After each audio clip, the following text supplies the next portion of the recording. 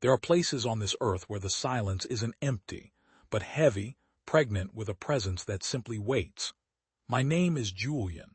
I was 22 that summer, fresh out of college, feeling that unique blend of boundless possibility and suffocating uncertainty that defines late adolescence.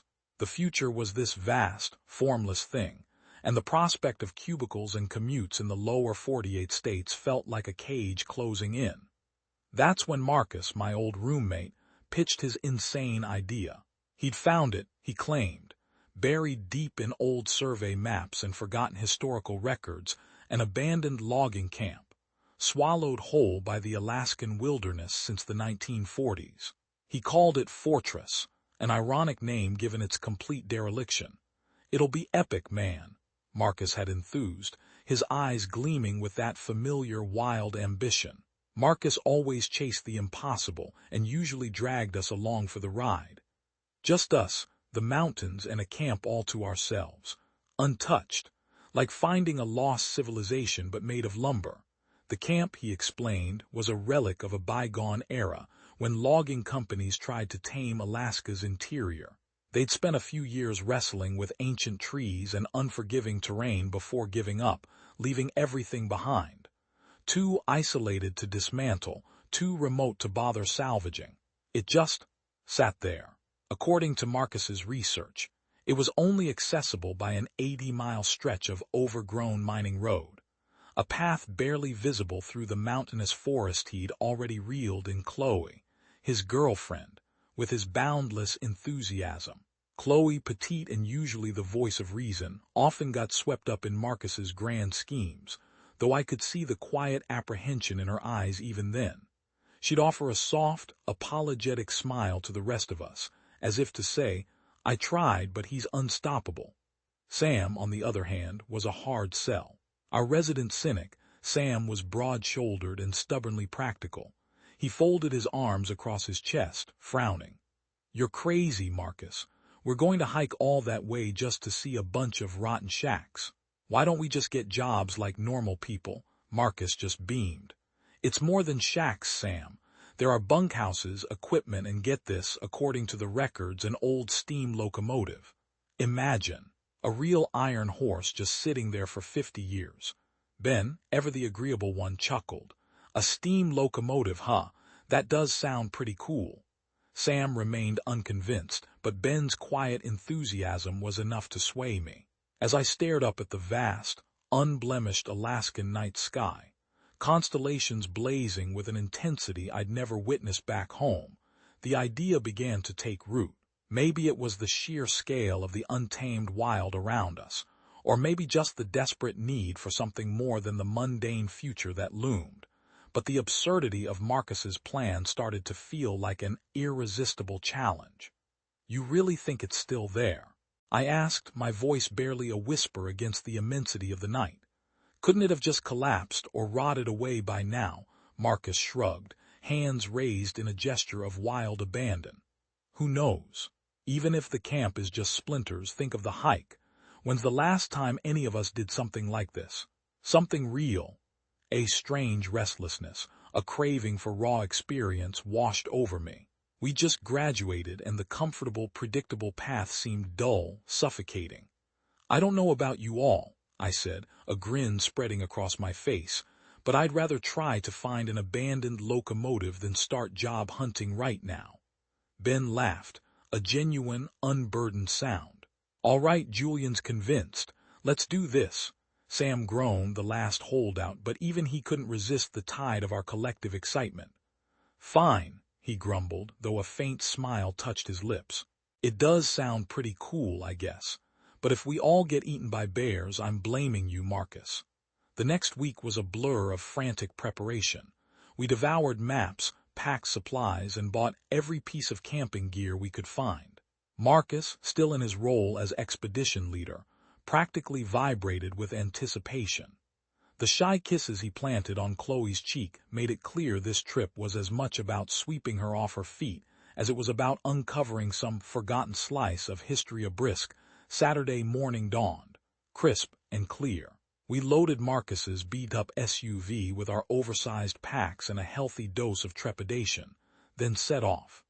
As the asphalt gave way to rough gravel, and then to a barely discernible track cutting through the dense forest, a new kind of excitement, laced with genuine doubt, began to simmer.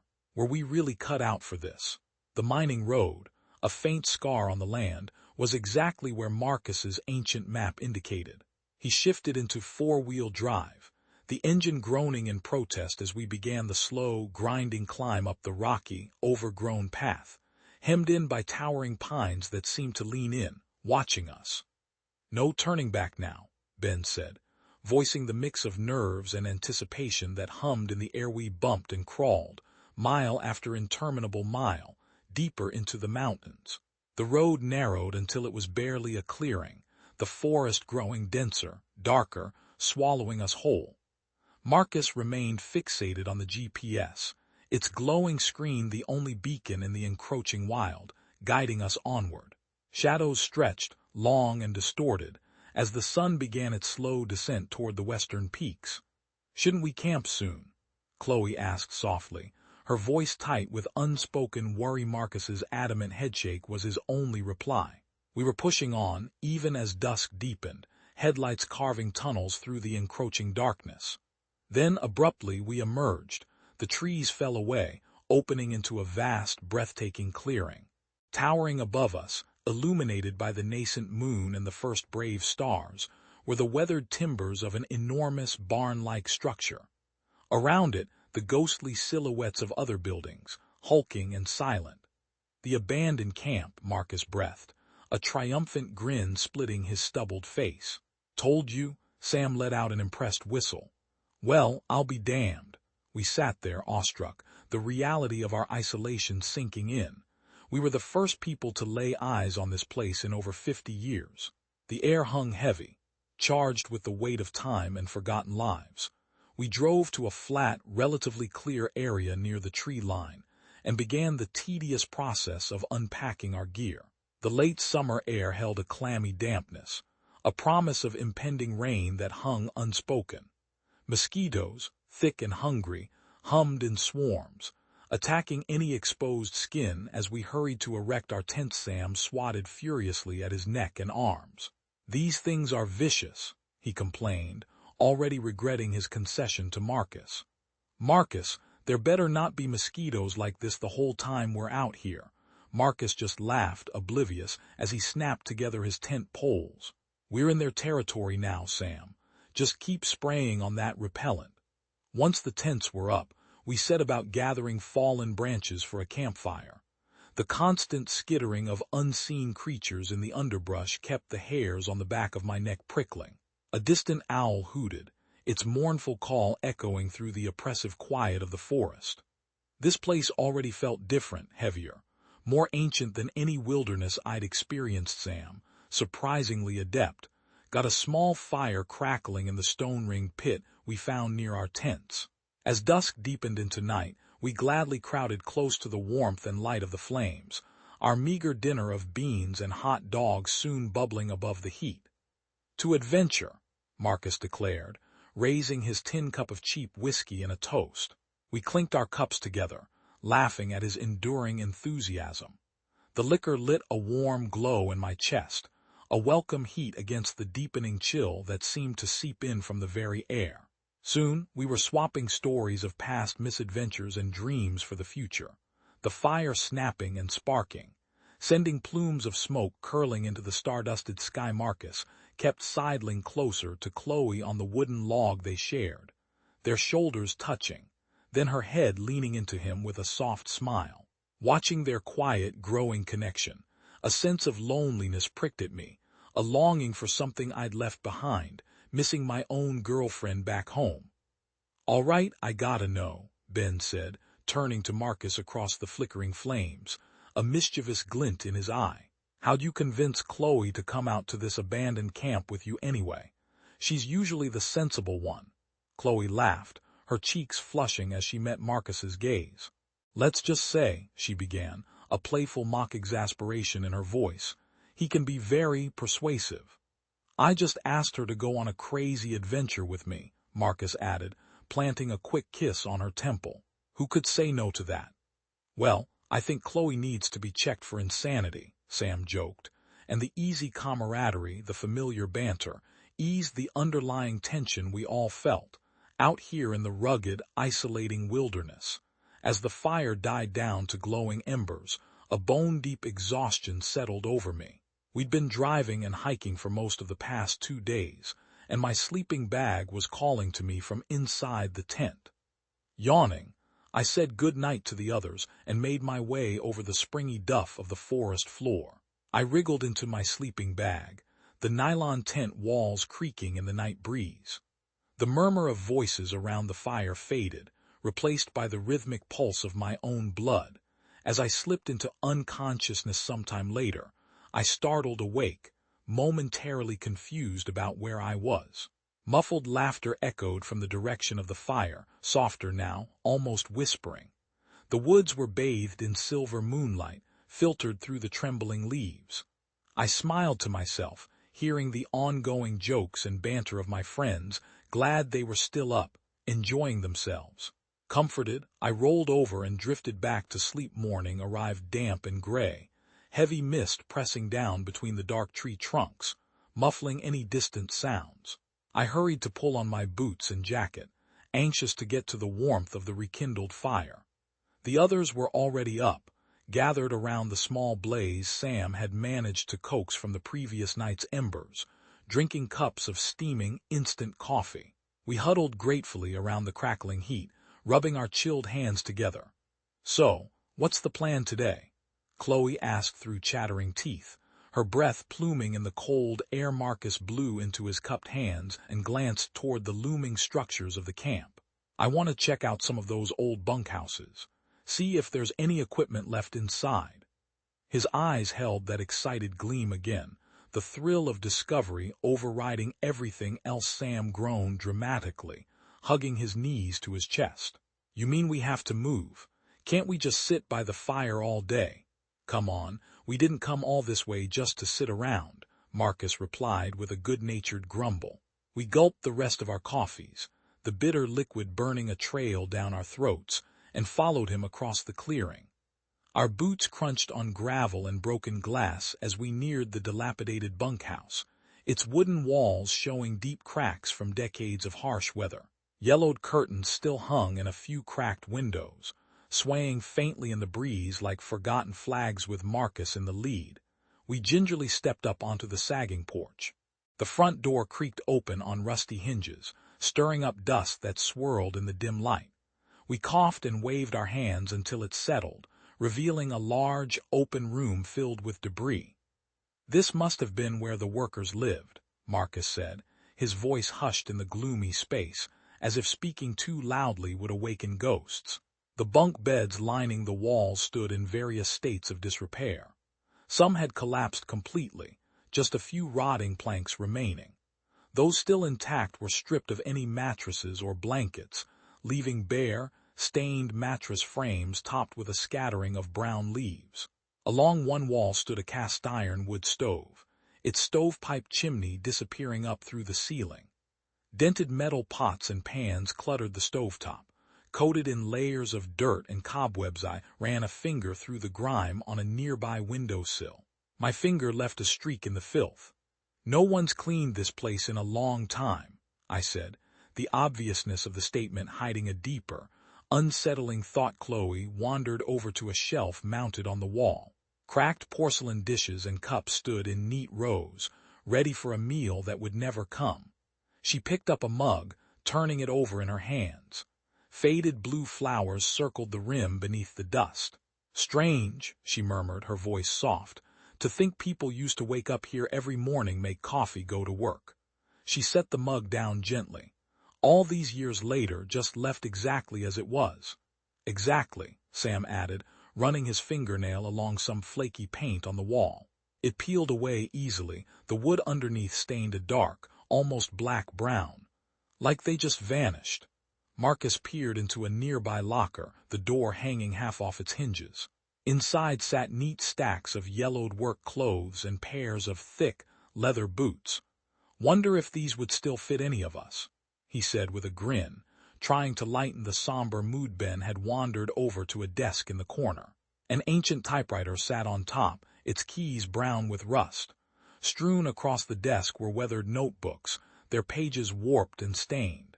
He gingerly lifted the cover of one, squinting to read the faded, spidery script inside. "Looks like these were the logger's daily reports," he said, his voice hushed.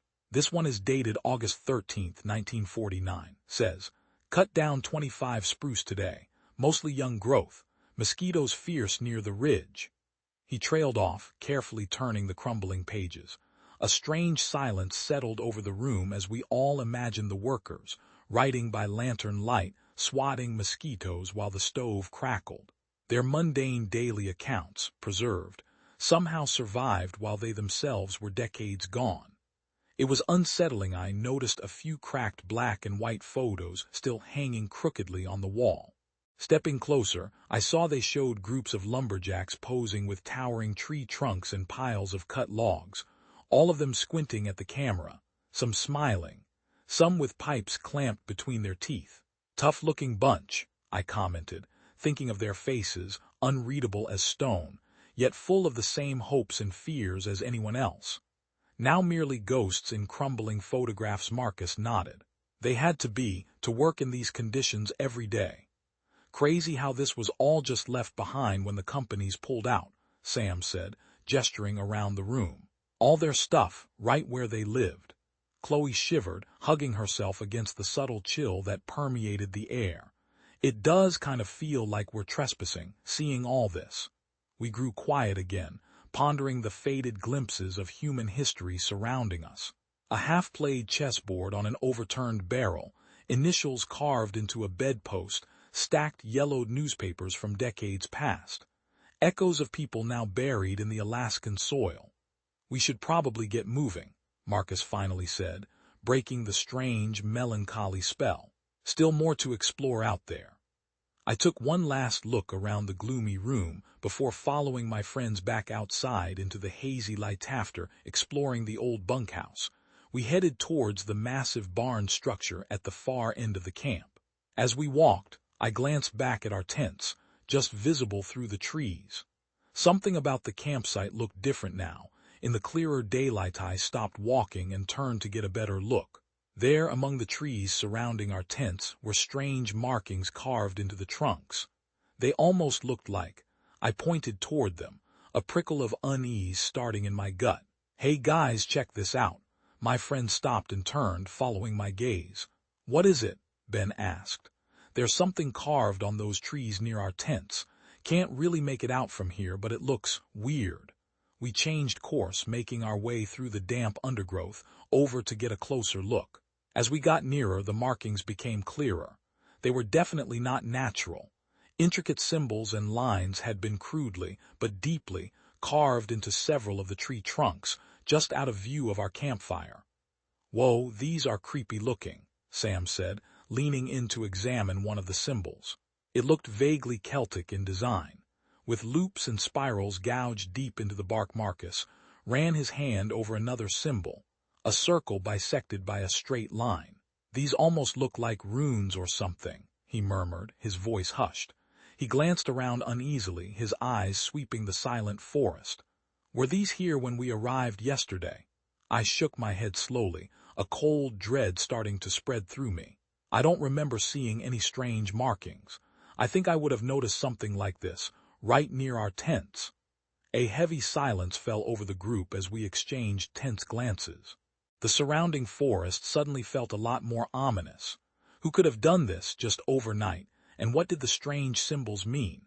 Maybe it was another camping group passing through, Chloe suggested hopefully, though her voice lacked conviction. Marcus examined a few more of the marked trunks, his brow furrowed in thought. "I don't know. These look pretty deliberately carved, not just some random vandalism." The symbols gave me an uneasy feeling, like we were being watched. I half expected to spot someone peering out between the massive tree trunks, but all was still and silent around us. Only the wind faintly rustled branches high overhead, a whisper through the ancient boughs. "Fan me out, guys.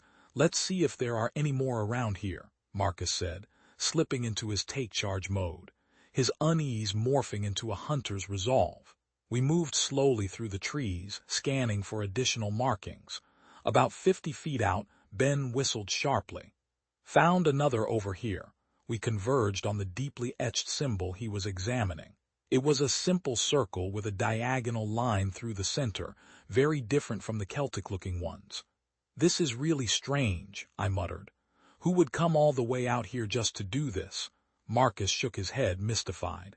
"I know. I was excited to find this camp, but I can't imagine another group hiking these remote backwoods just to carve up trees."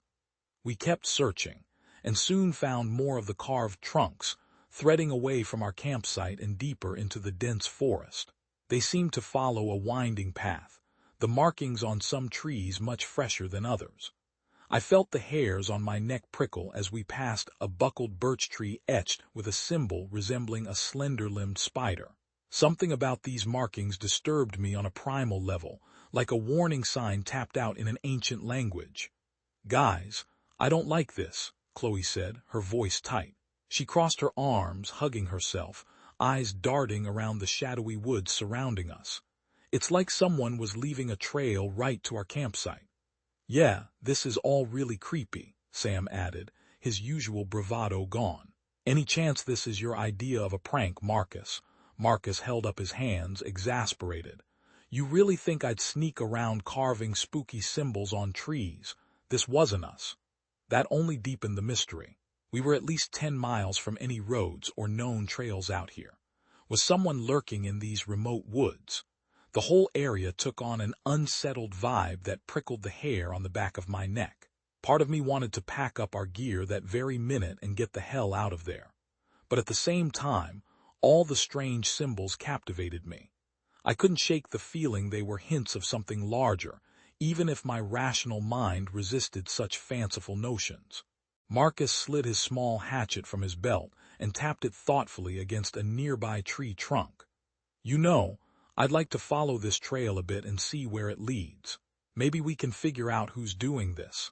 Sam shuffled his feet, looking ready to bolt from the woods at any moment. "Yeah, I don't know, man. Maybe we should just leave it alone." "I'm with Sam," Chloe said, her face pale, a quiet tremor in her voice. "This feels wrong somehow. Let's just go." Marcus looked to Ben and me, eyebrows raised. I understood Chloe's unease, but the temptation to unravel the mystery tugged at me. Ben met my eye and gave a subtle nod. "I say we see where the trail leads," I told Marcus, ignoring Chloe's worried sigh. "As long as we stick together and stay alert, but no splitting up." Marcus grinned, glad to have recruits for his investigation. "You got it. We'll track this just a bit and see if we can spot anyone else out here." With Ben and I on board, Sam reluctantly agreed to come along too. "Safety in numbers, I suppose," he muttered, though his eyes darted nervously. I could tell Chloe was still nervous as we slowly followed the unnerving trail deeper into the shadowy forest, but she stayed close to Marcus's side, her jaw set in stubborn resolution. The carved markings led us in winding switchbacks, sometimes growing faint and hard to spot. Other times they'd emerge, freshly gouged and oozing sap on the broad trunk of a hemlock or spruce. It definitely seemed deliberate, not just random vandalism. Watching our tense faces and hunched shoulders, an observer might have found the scene comical, like kids scaring themselves with a spooky story. But actually being out in those dense woods, the isolating quiet broken only by the occasional ominous creak of a tree limb, it was truly unsettling. I glanced at my watch after we'd been walking for nearly a half hour. The trail showed no sign of ending, and we were a good ways from camp now. But no one had voiced turning back yet. We hiked the trail of carved symbols for over an hour before finally reaching the edge of a small clearing. Exhausted and on edge, we decided to make camp for the night. But the discovery of those strange markings still weighed heavy on all of our minds. As we gathered firewood, I kept watching the trees for any sign of figures lurking in the shadows. The normal forest sounds of birds and squirrels seemed muted, adding to the oppressive atmosphere. Once our fire was crackling, we sat around it, looking bedraggled and anxious. Chloe kept glancing over her shoulder into the darkening woods. "This place gives me the creeps," she said with a shiver.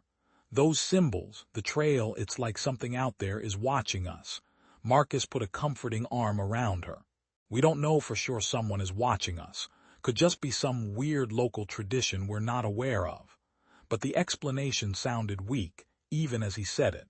I'm with Chloe, this is seriously freaky, Sam said. He was whittling a stick nervously with his pocket knife. I say we get the hell out of here first thing tomorrow. I stared into the leaping flames, torn between unease and fascination. What do you guys think the symbols mean? I asked, my voice a low murmur. Any ideas? Maybe it's some kind of ancient language, Ben suggested. Like a lost native tribe or something living out here. Sam let out a derisive snort. A lost tribe? Come on, man, this isn't some cheesy movie. Hey, you got a better explanation, Ben shot back, a rare edge to his voice. Sam just shook his head grimly and went back to whittling. It is pretty remote out here, I said slowly. If some group wanted to disappear, I imagine these woods would be perfect for it. Marcus nodded. I've read about hermits and holdouts still hiding deep in the wilderness. But carving up trees is an odd way to stay hidden. Whatever is doing this, I wish it would leave us alone, Chloe said. She threw a stick into the hungry flames with an almost angry gesture. It feels targeted, like we're being tracked. A heavy silence fell over our group as we all stared into the fire, lost in thought. Even with 4 other people around me, I'd never felt so exposed and unsettled. The surrounding forest was an imposing wall of blackness, barely lit by our struggling fire. The night wore on as we kept debating the mystery in hushed voices. Weariness eventually overtook the group. One by one, they retired to their tents until only Marcus and I remained by the dying fire. You should get some rest, I told him, noting the exhaustion etched on his face. I'll keep first watch tonight. Marcus nodded gratefully and squeezed my shoulder. Thanks, man, just a few hours. Keep that fire going. I stoked the embers as Marcus headed to his tent. Now alone, the dark forest seemed to creep in closer around me. Any snapping twig or rustling bush set my heart pounding. I found myself constantly glancing toward the trees, dreading the moment a pale face would emerge from the blackness. When my eyes started drooping, I piled more wood on the fire, welcoming the heat and light that fought back the shadows. But despite my best efforts to stay alert, sleep still overcame me sometime before dawn. Sam shaking my shoulder startled me awake. Early daylight, filtering thinly through the dense trees, revealed a scene that sent my heart sinking. Carved into several of the trees ringing our new campsite were more of the bizarre symbols, and they looked even more aggressive, more ancient, than the ones we'd seen before. Damn it! I hissed through gritted teeth, scrambling to my feet. The others were already up, examining the markings, their faces etched with a mix of fear and frustration. They followed us, Chloe said softly. She looked utterly exhausted, as if she hadn't slept a wink. Marcus ran a hand over his stubbled face, his eyes hollow. This can't be a coincidence. Something out there is tracking us, moving in the night. Then let's not stick around to find out what, urged Sam, his eyes blurry and bloodshot from lack of sleep. We need to hike straight back to the cars today. Now, I stared helplessly at the ominous symbols that had watched over us during the night. My skin crawled, imagining unseen eyes observing me as I dozed by the dying fire. Marcus and I should never have let our guard down. Sam's right, I said, a bitter taste in my mouth. Retreating felt like admitting defeat, but we were shaken, truly shaken, and needed to regroup. As we prepared to leave, Marcus started following another trail of freshly carved markings away from camp. He turned back to us, a determined, almost feverish look in his eyes. You guys hike out if you want, but I need to see where this goes. Something strange is happening here, and I'm going to get to the bottom of it. Chloe hurried over to him, grabbing his arm. Marcus, please, this is dangerous. We should go back together. But looking into his eyes, I could tell his mind was made up. He was past persuasion. Ben and Sam opted to head out with Chloe. We need to get to the Rangers, Sam insisted, his voice tight. This isn't just weird, it's wrong. But I couldn't leave Marcus alone to pursue whatever was out there. The thought felt like a betrayal. "I'll go with Marcus," I told the others. "To watch his back. We'll catch up soon." They reluctantly agreed, their faces a mixture of fear and relief. As they slung on their backpacks and grabbed hiking sticks, I saw the conflicting emotions in their tired eyes. Part of me wanted nothing more than to follow them to the safety of our vehicles, to turn my back on this cursed place forever. But loyalty, and that persistent, nagging curiosity, bound me to Marcus, and whatever unknown awaited down this latest, eerie trail. Marcus gave Chloe a long, silent embrace, whispering something to reassure her. Then he and I took deep breaths and headed off once more, deeper into the dense trees, leaving the others to their own desperate trek for salvation. Marcus and I hiked in intense silence, following the trail of disturbing symbols deeper into the increasingly dense forest. Part of me still couldn't believe we were willingly going farther down this path, instead of racing back to the cars with the others. But I knew Marcus would keep pressing on regardless, too consumed by the mystery, and I couldn't abandon him to face the unknown alone. We walked nearly an hour without speaking, our boots crunching over the carpet of twigs and pine needles. The symbols led us along a meandering route, past massive cedar and spruce trunks dripping with emerald moss. I soon lost all sense of direction, unsure if we were still parallel to the path leading back to camp. The forest was an unbroken, repeating wall of green and brown, and every turn felt like a step further into a labyrinth. Marcus paused to examine another symbol etched deep into the furrowed bark of an ancient spruce. This one resembled a skeletal hand with long, talon-like fingers. Just looking at its crude, jagged lines radiated a palpable menace. Marcus's brow furrowed as he lightly traced the grooves. "These seem to be getting more intense," he said, his voice barely a whisper. "Or maybe ritualistic is the word. Definitely not just random vandalism." I shuddered, vividly imagining the sharp blade gouging into the tough wood. What sort of coldly determined hand could carve such images? And for what dark purpose? Marcus slid his hatchet from his belt with a metallic rasp and gripped its handle tightly. "Let's keep moving, but keep alert. No telling if whoever is doing this is still out there." I nodded, eyeing the dense trees with apprehension. The shadows between the massive trunks could easily conceal anyone or anything trailing us, unseen. We continued following the symbols, the tension growing with each new finding. The markings appeared more frequently now, sometimes in clusters on the sides of gnarled pines and cedars. They grew consistently more elaborate, the crude lines forming disturbing shapes and patterns that seemed to shift and writhe in my peripheral vision. I paused when I noticed scratches ringing a tree at waist height, as if made by claws frantically scouring the bark. My pulse quickened as I imagined some frenzied animal scraping them into the wood, or something far worse.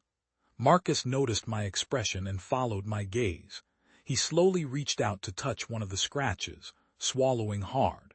"Jesus," he rasped, his voice raw. "Looks like something was trying to claw right through the trunk." The raw fear in his voice snapped me out of my hypnotized dread. Marcus was always seeking adventure, rarely shaken, but now his face had gone ghostly pale beneath the stubble. I realized with a sickening lurch that continuing deeper into these woods went against every self-preserving instinct we had. "Marcus, I think we should turn back," I said quietly, the words forced past a tightening throat.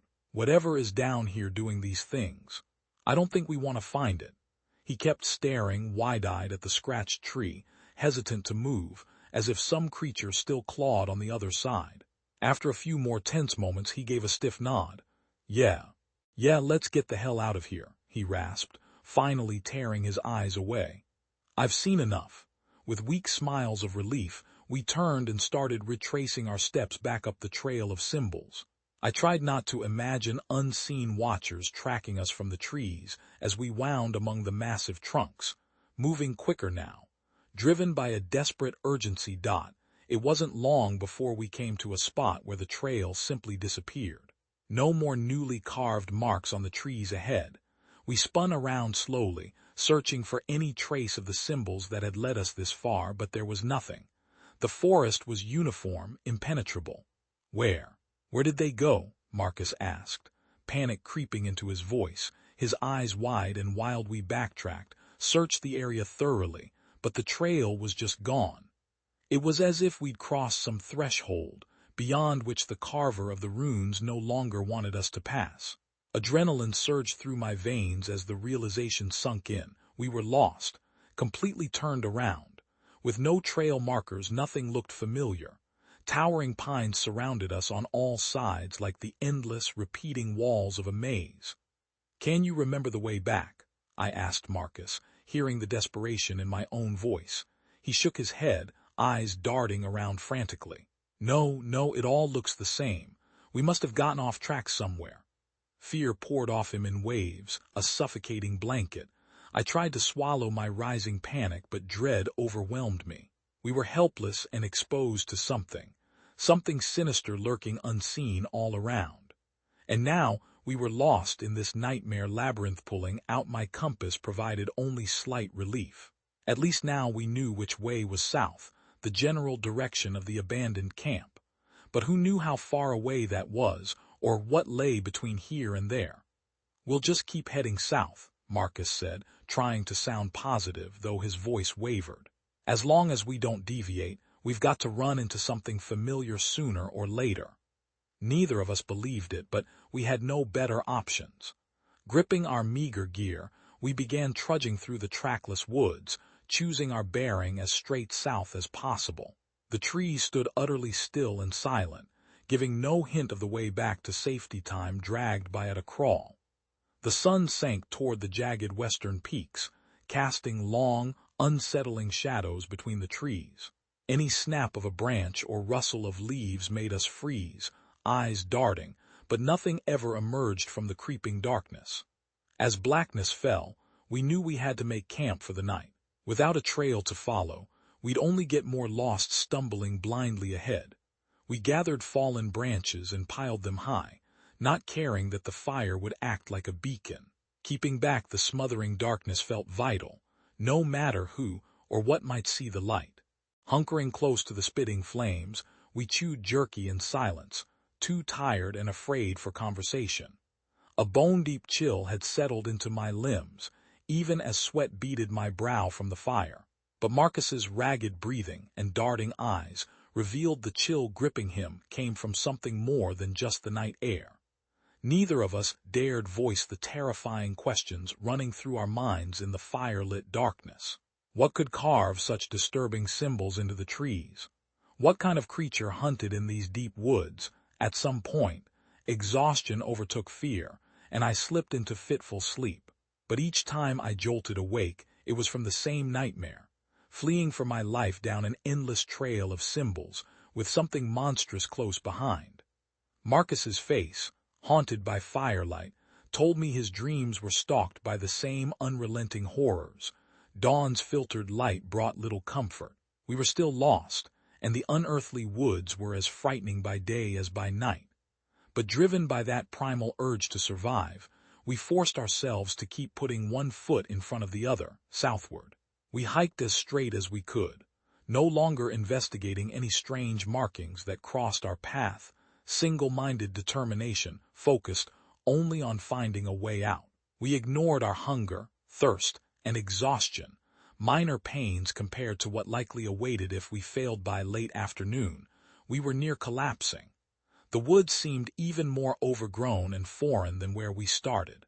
Hope was fading fast, but just then the trees ahead opened up into a gloomy clearing. My heart leaped at the sight. Finally, a change in the endless wooded tapestry. But as we staggered into the clearing, what we saw drained any last flicker of hope. In the center lay the body of a large elk, throat slit open in a spreading dark stain, strange symbols carved into its sides, trails of flies swarming the fresh cuts. Marcus looked ready to vomit, and I had to turn away, gagging. This was the very same hand that had marked the trees, the same methodical, deliberate hand. This was a message, a warning, and it was here, waiting. When I finally dared meet Marcus's eyes again, any last shreds of denial had burned away. Something evil and intelligent lurked in this forest, playing us like pieces moved across a board. After the gruesome discovery in the clearing, Marcus and I stumbled on in a daze until the darkness forced us to make camp again. Neither of us spoke as we numbly gathered firewood and pitched the tent, moving like sleepwalkers through a nightmare.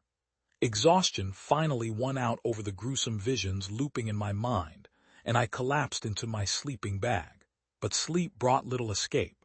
Flames flickered against the tent walls as I drifted into feverish dreams of being stalked through the shadowy woods. Then suddenly, a blood-curdling scream jolted me awake. I lay paralyzed in my sleeping bag, heart pounding wildly until I heard Marcus's panicked breaths in the dark beside me.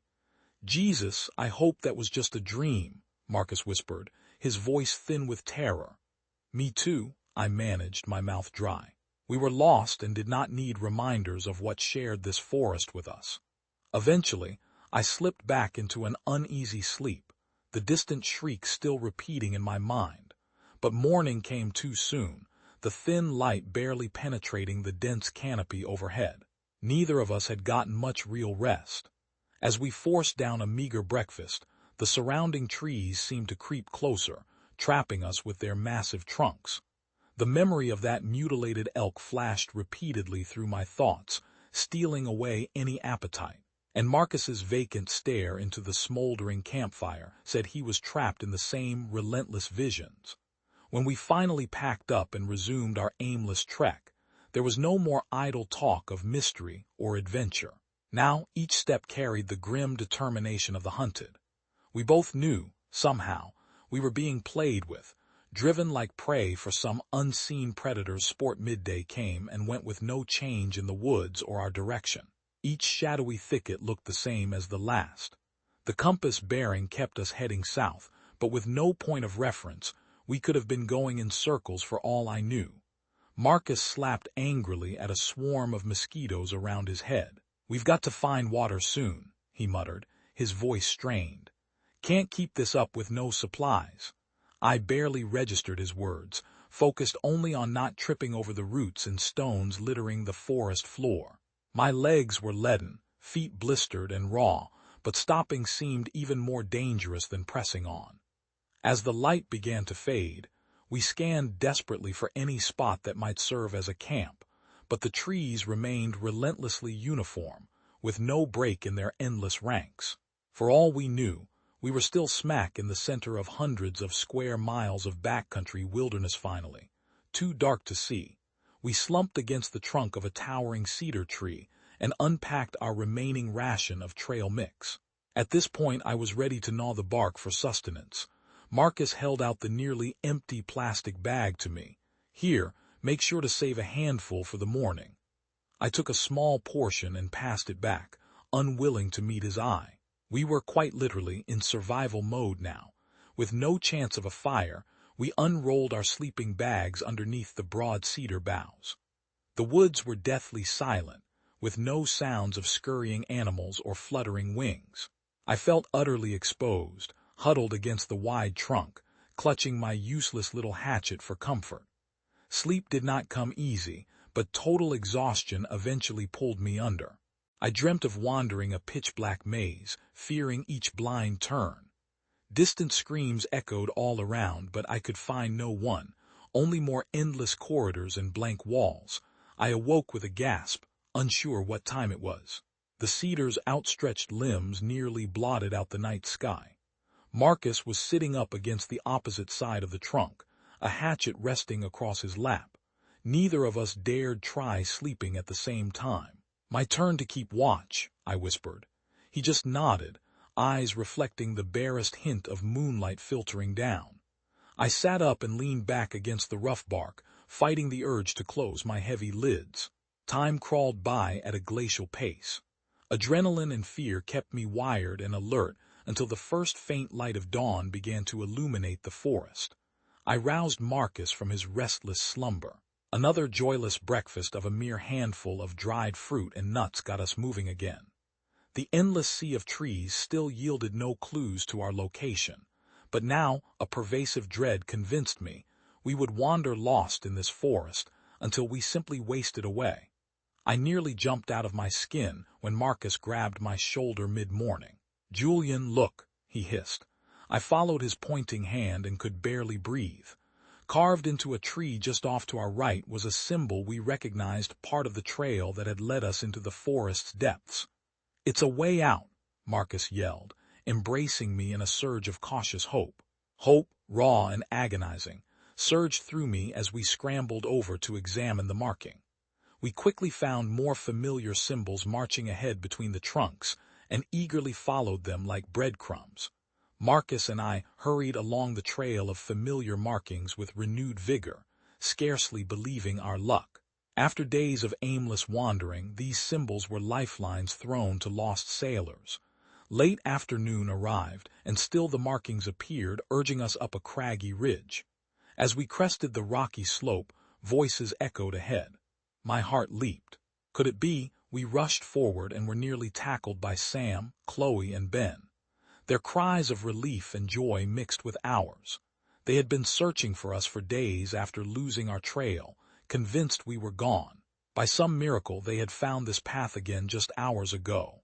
"Holy, we'd nearly given up hope of finding you too," Sam said, grinning ear to ear as he clapped me on the back. Chloe had both arms wrapped around a weary but smiling Marcus. "Thank God you're all right," she murmured, her voice thick with tears. Ben gave me a playful shake. "We've been so worried, man." Marcus and I sank down by their small camp, almost delirious with gratitude, as we wolfed down the first real food we'd eaten in days. We took turns recounting our separate ordeals, the terror, the isolation, the sheer desperation. "We never found any trail leading out," Chloe said, her voice haunted, still visibly shaken. "Just more of those disturbing markings." She trailed off with a shudder. Marcus took her hand gently. "It's going to be okay now that we found each other." But I could see the doubt still lingering in his eyes. Sam tossed a branch angrily into the sputtering campfire. "I say we get up at the crack of dawn and hike straight back to the cars. No more weird detours.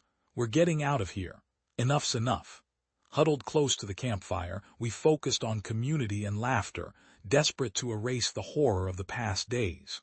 We swapped familiar stories and inside jokes, trying to rebuild the fragile wall against the wilderness. I awoke to rays of morning sun spearing down through the pine branches above. Today, we would finally escape these oppressive woods. Nearby, my friends hurriedly packed up camp with an urgency that matched my own. Once I was ready, Marcus met my eyes. "Let's move fast today. Stay sharp." I nodded, sliding my hatchet into my belt. We were getting out today, no matter what it took. Setting off along the trail of disturbing symbols again. A new unease crept in as I noticed they were now viciously gouged into the trees. Jagged gashes ripped through bark as if raging at our potential escape. We quickened our pace, ignoring aching muscles and hunger pangs. The rising sun lit our path. We just had to outrun the shadows. I was scanning the trail when a sharp cry pierced the air. It seemed to come from every direction at once, abruptly cut off, replaced by echoing silence. We all froze, whipping our heads around. "Ben!" Chloe yelled out, her voice raw with sudden terror. No reply came. He had been right next to her only a moment before. Now he was simply gone. Where did it come from? Which way? Sam shouted in confusion, eyes darting wildly. But the source of the cry was impossible to pinpoint. Marcus gripped his hatchet, knuckles white. "Stay together, keep your eyes open." We huddled close, scanning the woods while calling Ben's name, our voices hoarse with mounting panic. Only silence returned. Whatever lurked in this forest had snatched him swiftly and completely. Sam swayed where he stood, bracing himself against a tree, his face ghostly pale. "Oh God, this can't be real." Chloe collapsed to her knees, choking back sobs. Marcus helped her up, clutching her shaking shoulders, his jaw clenched tight, eyes brimming with tears. I felt numb and helpless. Ben was just gone, without a trace. We had to accept that any hope of saving him had vanished just as swiftly. Marcus turned to me, anguish etched on his face. "We can't leave him out here alone. Not while there's any chance." His voice broke. I grasped his shoulder, knowing we had to try something, anything. "You and Chloe keep searching around here." Sam and I will hike out to get help. Chloe's eyes flashed with a desperate hope. She grabbed a rope from her pack and handed it to Marcus. We'll keep calling for him. I know you'll find us again. Sam stared at the shadowy trees uneasily but nodded. Yeah, we'll move quickly and bring back whoever we can. We clasped arms bracingly. I gave Chloe my magnesium fire starter. Light this if you get lost or if you find anything. We'll spot the signal. She squeezed my hand, blinking back tears. Marcus drew his hatchet and handed it to me. Use this to mark your way. Be fast as you can. I gripped the handle tightly as we embraced. Then Sam and I turned to follow the trail out, glancing back to see Marcus and Chloe already moving in the other direction. Calling Ben's name into the unforgiving silence, Sam, and I hiked swiftly through the dim pre-dawn light, using Marcus's hatchet to mark our way along the trail of pagan symbols. We had to get help before it was too late for Ben, Chloe, and Marcus, who were still lost somewhere in these cursed woods.